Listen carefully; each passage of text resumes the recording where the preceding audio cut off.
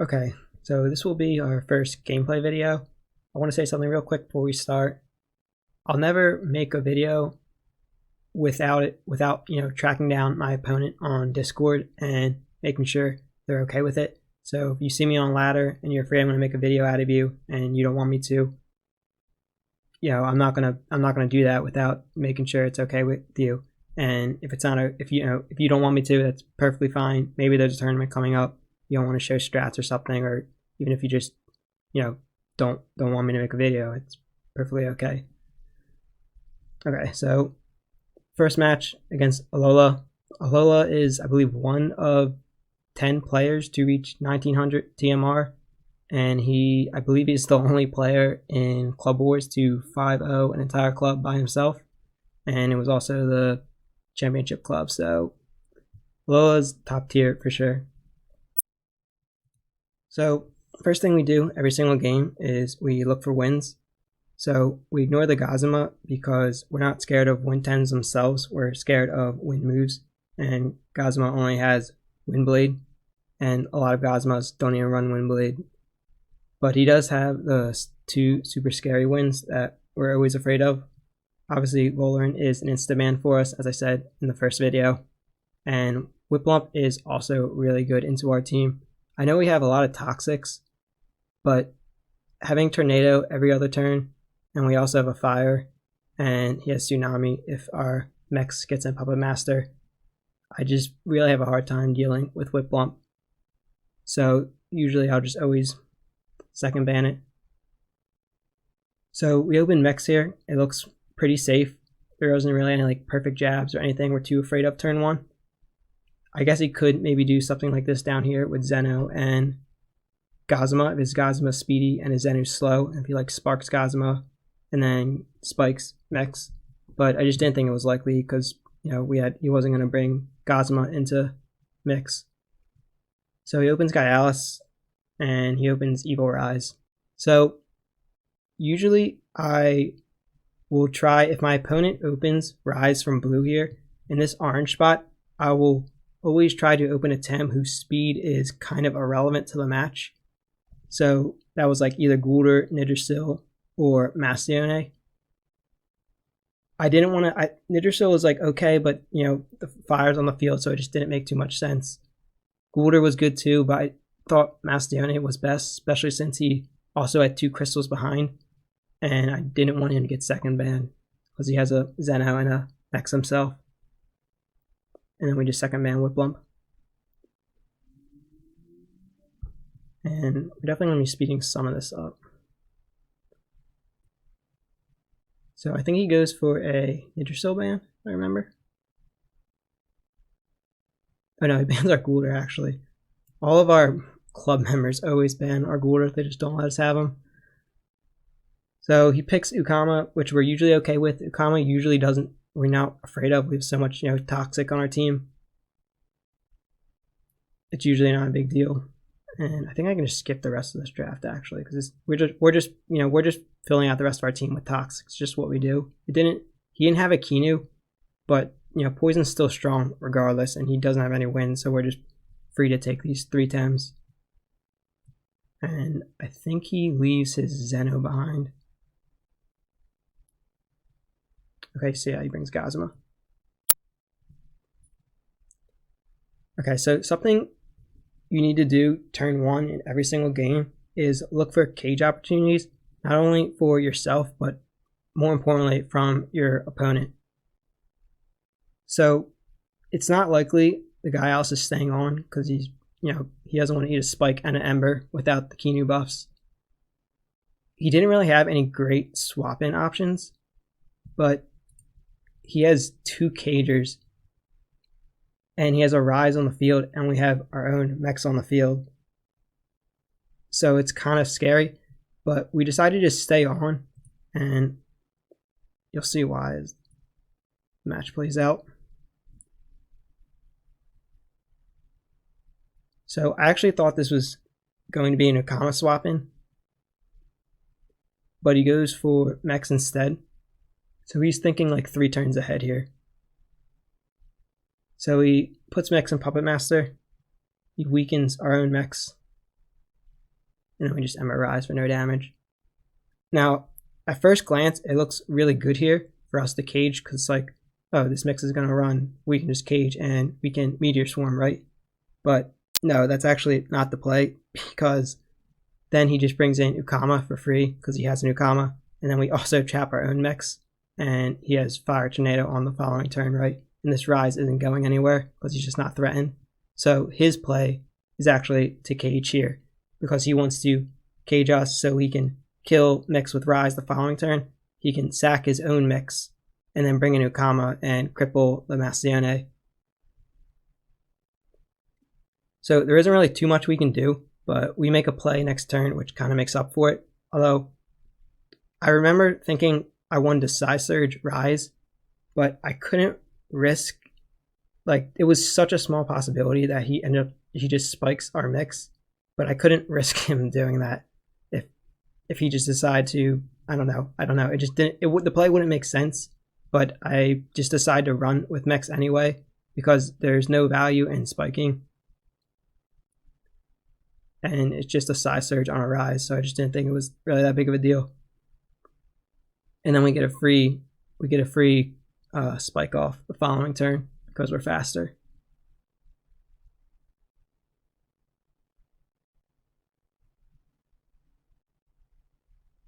So Mex dies,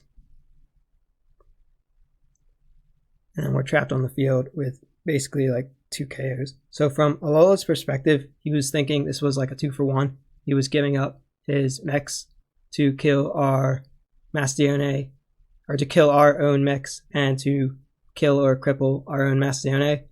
But this is why Cage is so strong. We can just Cage here again, and we can just trap his Ukama, and then bring in one of our Toxics to, make the trade more even. We could Major Slash here instead if we had more stamina, because I know we can survive this Water Cannon, because we're also a tanky build. I don't know if like a standard Mastione build survives water. I'm sure it does with 95% HP. So like Major Slash would actually make some sense, because we probably don't kill, but we cripple it. But we don't have the stamina because we overexert, and then we can't cage the following turn. So we need to just cage this turn, and then we can actually get away the following turn, because we'll survive, and then he's slower than everything on the field, so we can't bring him in any game. We can't bring him in late game to do anything, but we can maybe sub him in to take damage somewhere.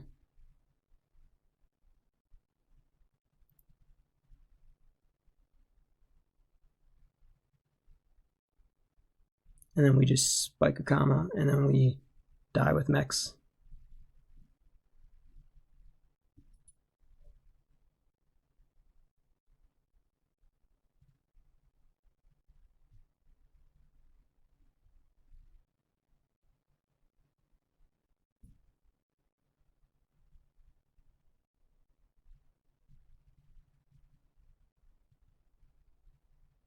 So we decided to bring in Platimus here, because there's still a Fire Tem on the board. He has a lot of stamina still, and we just don't want to take the damage. And our Plati has Noxious Bomb, so we can hit this Ukama pretty good. But oh yeah, we don't have Noxious Bombing, because we're not gonna KO it. So we end up Baruch rolling and then bringing out Mastione. So I guess we could have brought out Shook as well. I guess it really didn't matter. Speed this up attacks. This turn's pretty simple. We can't do anything here with Mastione. We don't threaten the board, and we're low on stamina anyway. And we'd use Cage the following turn, or the previous turn. So he brings in Gaialis. It kind of sucks we don't get damage on him coming in.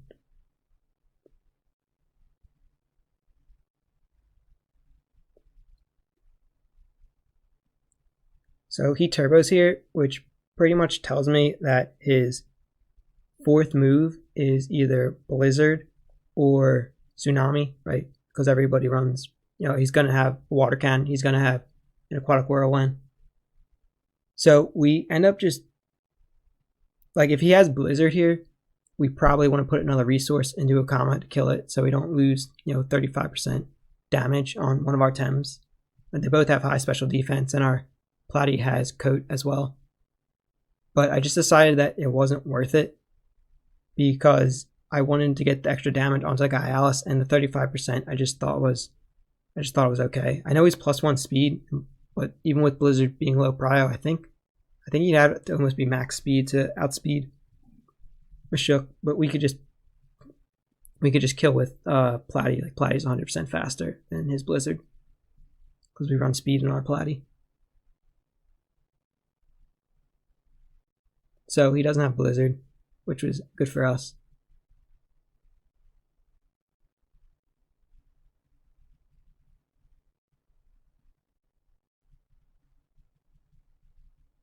Let me just reroll. And then uppercut. And then right away we see that we already did more than a third damage, so it's a 3-hit KO, well, 2-hit KO from this point. So 2 more uppercuts from Machoke, and Guy Alice is dead. And the Guy Alice can't kill our Machoke before we can kill him, so we can just stay on the board here and just keep uppercutting. We're just not threatened. We bring out Platy from Astione because we are hoping that he's going to eat a Crystal Bite, but the Ukama does get some value with his last breath. But it's still okay.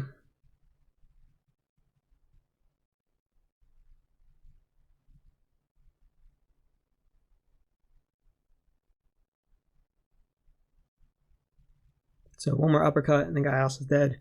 So this is actually a pretty cool spot. So obviously he has Rise. Oh, he has Rise and he has Gazuma behind.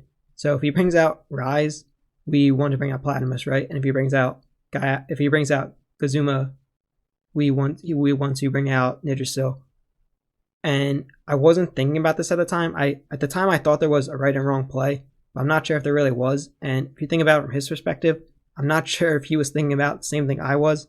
Like, oh, if he brings out Platy, I want to bring out my Gazuma. If he brings out Nidrasil, I want to bring out Rise.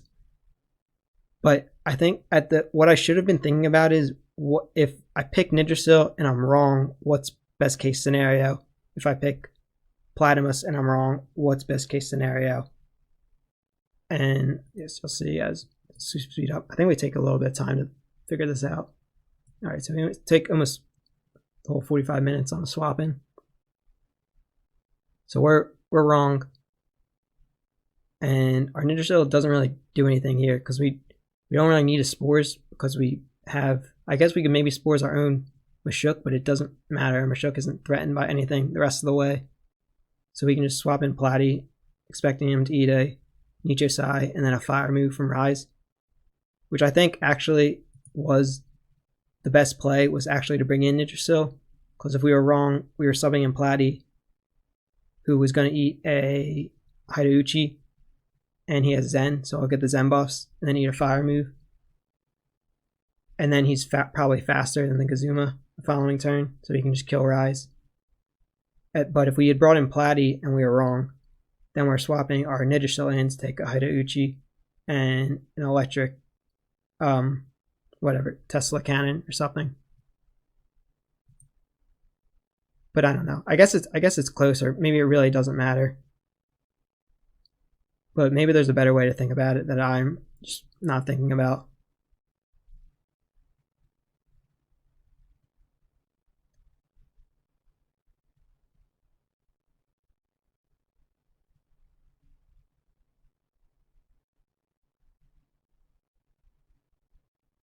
So use King's Roar instead. And now we're actually not sure if we're going to be faster than his Gazuma or not. It depends if he's running speed on it. Because we run speed on Platy, so Aquatic Whirlwind would always outspeed. But now that we're -1, it depends how much speed he's running on Gazuma or not.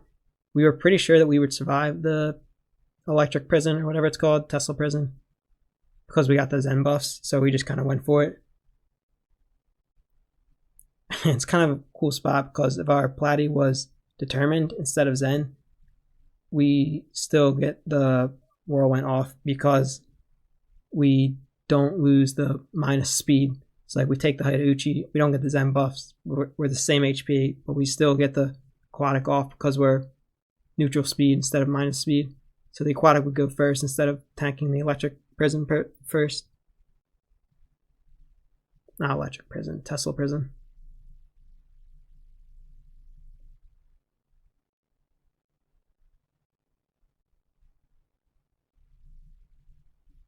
Yeah, I don't know if we would have survived without the Zen buffs.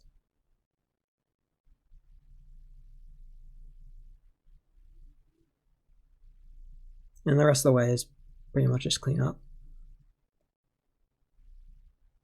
So thanks to Alola for letting me make this video. If you have any thoughts on it yourself, or maybe something that you thought that I didn't mention or anything, and you want to add in the comments below, or even just message me and I could maybe put it in the video, edit it in somewhere, let me know, Alola. Thanks again. Hopefully you guys got something out of this video. There was some cage plays in the beginning. If you watched all the way to the end, thanks for watching. Hopefully I will have another video out tomorrow, and I hope to see you there.